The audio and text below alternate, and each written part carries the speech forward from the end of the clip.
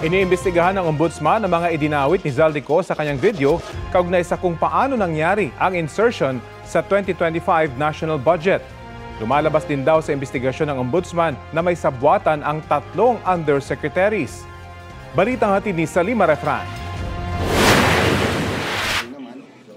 Kahit wala pang hawak na sworn statement ni dating Congressman Zaldico, gumugulong na ang motu proprio investigation ng Ombudsman sa mga binanggit ni Ko sa kanyang serye ng mga video sa social media.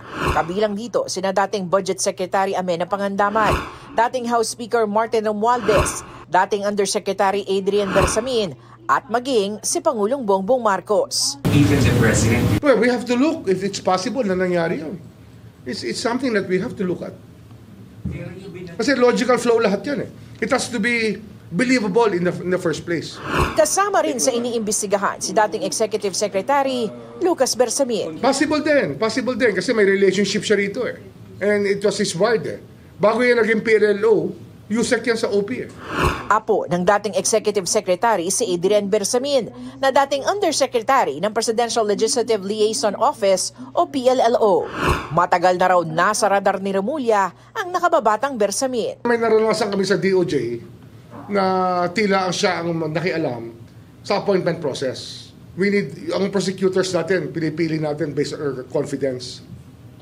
And some people were not appointed accordingly or were appointed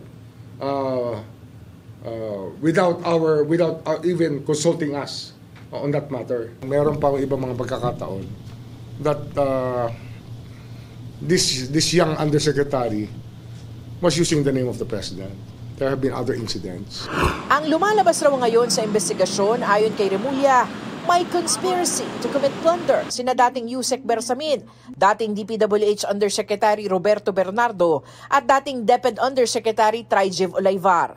Sa talumpati ni Senator Panfilo Lacson, pinangalanan niya sina Adrian Bersamin at Olayvar na ginagamit umano ang pangalan ni Pangulong Marcos para paikutin si Ko sa issue ng budget insertions.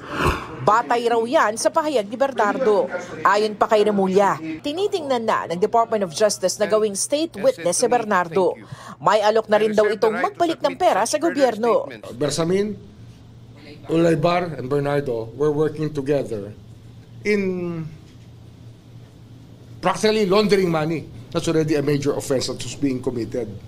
Kasi nga, nakasakay na sa armored van yung pera sa kanyang narration, di ba? At inililipat sa kabilang armored van o nagpapalit sila ng armored van, they drive off with the van with the money. Iniiwan naman yung isa naman para punuin ulit ng pera. Nakakapangilabot yung ganitong mga kwento. Pero there must be veracity in it. No? Baka may katotohanan yan. I think it's believable. Pero siyempre, we will also look at the other evidence available. They don't have a right to that money. Anong kinalaman nila sa pera yun? Ba't hawak nila? Sinisikap naming makuha ang panig ng mga nabanggit ni Remulla. Salima Refran, nagbabalita para sa GMA Integrated News.